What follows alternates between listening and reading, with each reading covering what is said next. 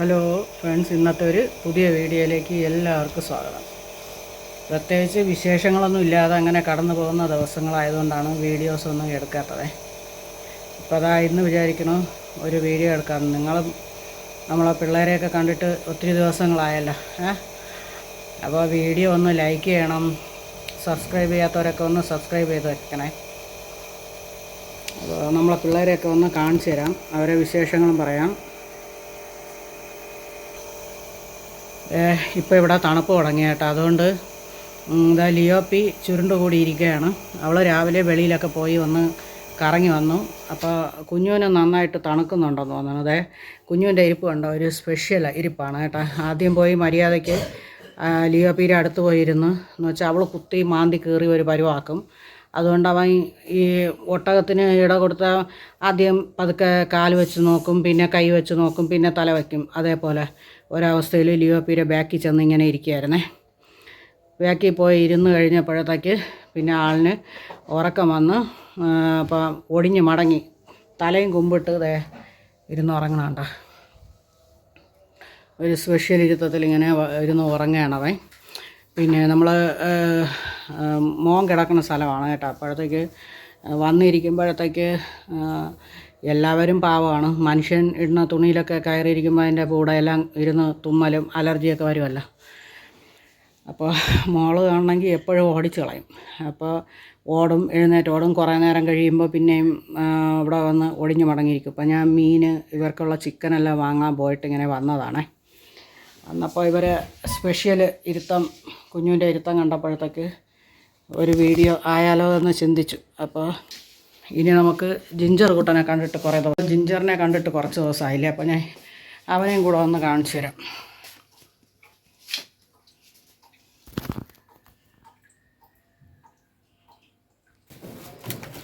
ഞാൻ കുറേ കാര്യങ്ങൾ ജിഞ്ചർ കുട്ടൻ്റെ കുറേ കാര്യങ്ങളൊക്കെ പറഞ്ഞു.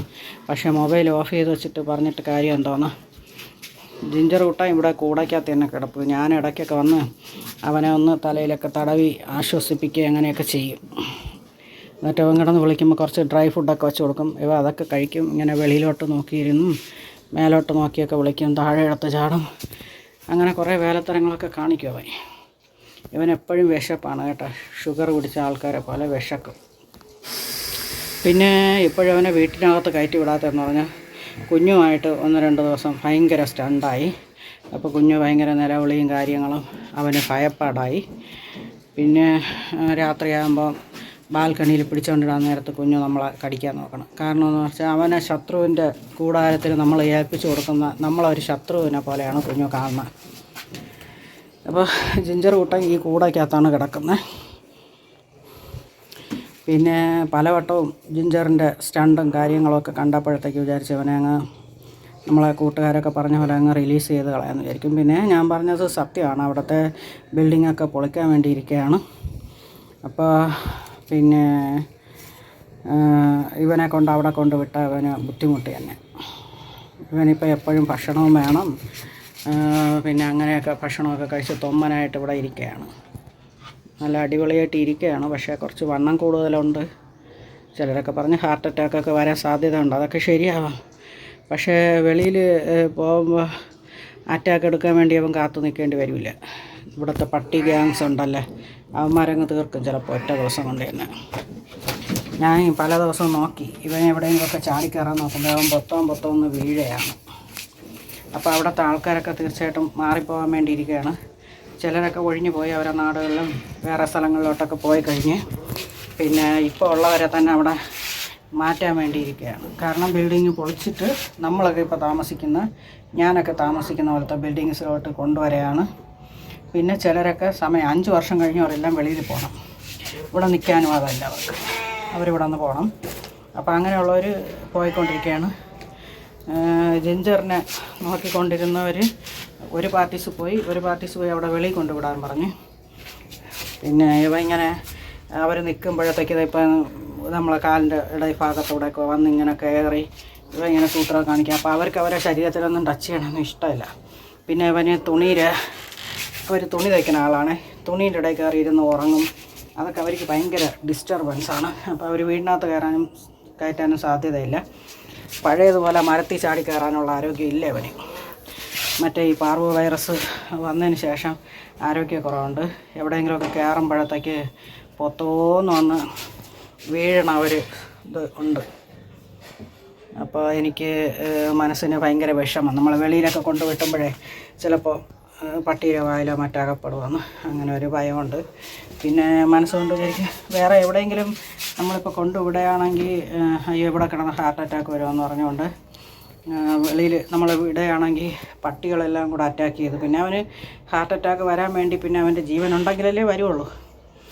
അങ്ങനെയൊക്കെ ഒരു കാര്യമുണ്ട്. അതുകൊണ്ട് ദേഷ്യം വന്ന് മനസ്സിൽ ചിന്തിക്കും എവിടെയും കൊണ്ട് ദൂരെ കാട്ടിക്കൊണ്ട് ഇറക്കി വിടാം പിശാചിനെ എന്ന് വിചാരിക്കും. പിന്നെ വിചാരിക്കും പാവം എന്ന് പറഞ്ഞുകൊണ്ട് പിന്നെ ഒന്നും ചെയ്യില്ല. തീറ്റയും കൊടുത്തത് ഇവിടെ വച്ചിരിക്കുകയാണ്. ഇവൻ്റെ ലീഷെല്ലാം പറ്റുന്നില്ല. ഇവ അങ്ങ് തടിയനായപ്പോഴത്തേക്ക് അതിട്ടൊന്നും കെട്ടി വെളിയിലൊന്നും കൊണ്ടുപോകാനൊന്നും പറ്റില്ല. അതുകൊണ്ട് ഞാൻ ഇടയ്ക്കൊക്കെ ഇവിടെ വന്ന് നിന്ന് നിൽക്കുമ്പോൾ അവൻ താഴോട്ടും മേലോട്ടും ഒക്കെ കുറേ പ്രാവശ്യം ചാടി കയറും. അത് തന്നെ അവൻ്റെ എക്സസൈസ്. ഈയിടെ ഒരു പെണ്ണ് വിളിച്ചിരുന്നു കേട്ടോ, ഒരു പെൺകുട്ടി വിളിച്ചിരുന്നു. എങ്ങനെ അവൾക്ക് നമ്പർ കിട്ടിയെന്ന് അറിഞ്ഞുകൊണ്ട് ഇന്നലെ ഞാൻ വിളിച്ചിരുന്നു. ഇവനെ വേണം, ഇവൻ്റെ ഫോട്ടോ ഇട്ട് കൊടുത്തപ്പോൾ ഇഷ്ടപ്പെട്ട് കൊടുക്കാമെന്ന് ചോദിച്ചു. എന്നിട്ട് കേട്ടി എത്ര വയസ്സ് പ്രായമുണ്ടെന്ന് കേട്ടോ. ചേട്ടൻ പറഞ്ഞു 4 വയസ്സെന്ന് പറഞ്ഞു. ഞാൻ പറഞ്ഞു വളർത്താൻ തന്നെ കൊണ്ടുപോകണം. ഇതേപോലെ നമ്മളെ പോലെ ഫ്ലാറ്റിൽ താമസിക്കണേ, വളർത്താൻ തന്നെ കൊണ്ടുപോകണത്. ചുമ്മാതെ ഇവനെ കൊല്ലാൻ കൊണ്ടുപോകണം. വളർത്താനൊന്നുമില്ല, കൊണ്ടുപോയിട്ടെ വളർത്താനൊന്നും ഉദ്ദേശമൊന്നുമില്ല. ചുമ്മാതെ കൊണ്ടുപോയിട്ട് എവിടെയും കൊണ്ട് ഇറക്കി വിടുകയോ. ഇവനാണെങ്കിൽ നഖം കൈ കൊണ്ട് ഇങ്ങനെ അടിക്കുന്ന പരിപാടിയൊക്കെ ഉണ്ട് കേട്ടോ. നമ്മളത് സൂക്ഷിച്ച് നിന്നില്ലെങ്കിൽ പറ്റത്തില്ല. എനിക്ക് 1-2 പ്രാവശ്യം കിട്ടി. 2 കൈയും കൊണ്ട് കൂട്ടി അങ്ങ് അടിക്കും. അവന് ഇഷ്ടപ്പെട്ടാത്ത രീതിയിൽ അവൻ്റെ ദേഹത്ത് തൊടയോ എന്തെങ്കിലും ചെയ്താൽ അവന് ഇഷ്ടപ്പെട്ടില്ലെങ്കിൽ അവൻ 2 കൈയും കൊണ്ട് ടപ്പയെന്ന് അടിക്കും. അപ്പോൾ അങ്ങനെയൊക്കെ ചെയ്യുമ്പോഴത്തേക്ക് ഇവനെ അടിക്കും. ഇവനെ അടിക്കും, നല്ല പേടിയുണ്ട്. അവരിവനെ അടിക്കും, അല്ലെങ്കിൽ നാട് കിടത്തും, കൊണ്ട് ചാക്കി കെട്ടി ദൂരെ കൊണ്ടെറിയും. പിന്നെ അവിടെ കിടന്ന് ചാവേയുള്ളൂ. അതുകൊണ്ട് എനിക്ക് അങ്ങനെ ഒന്നും ഇഷ്ടം തോന്നുന്നില്ല. ജിഞ്ചർ കുട്ടി ഭയങ്കര സ്നേഹം തന്നെ, പക്ഷേ കുഞ്ഞുവിൻ്റെ അടുത്ത് മാത്രം കുറച്ച് ഒരു ഇളക്കം, അവനെ കൊല്ലാനുള്ള ദേഷ്യമുണ്ട്. അത് ആണുങ്ങൾ തമ്മിലുള്ള ഒരു അസൂയയാണ്. അതുകൊണ്ട് എൻ്റെ അടുത്ത് സ്നേഹമുള്ളതുകൊണ്ട് എനിക്ക് കൈ എടുക്കണുണ്ടേ. അവൻ്റെ ചെള്ളക്കിട്ട് തടയുകൊണ്ട് അവന് ഇഷ്ടപ്പെട്ടില്ല. ഒന്ന് കോറാന്ന് വിചാരിച്ചു. ഇവ എപ്പോഴും ഇങ്ങനെ കൂടയ്ക്കകത്ത് വന്ന് കിടക്കും, പിന്നെ ഇറങ്ങും. അങ്ങനെ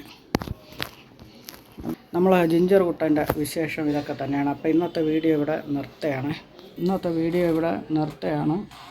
അപ്പോൾ ജിഞ്ചർ കുട്ടനെ കണ്ടല്ലോ, ഇതൊക്കെ തന്നെയാണ് അവൻ്റെ വിശേഷം. നോക്കുകയാണ്. അപ്പോൾ ബൈ ഫ്രണ്ട്സ്. വീഡിയോ ഒന്ന് ലൈക്ക് ചെയ്യണം, സബ്സ്ക്രൈബ് ചെയ്യാനും ലൈക്ക് അടിക്കാൻ മറക്കരുതേ. അപ്പോൾ ഇന്നത്തെ വീഡിയോ എത്രയേ ഉള്ളൂ.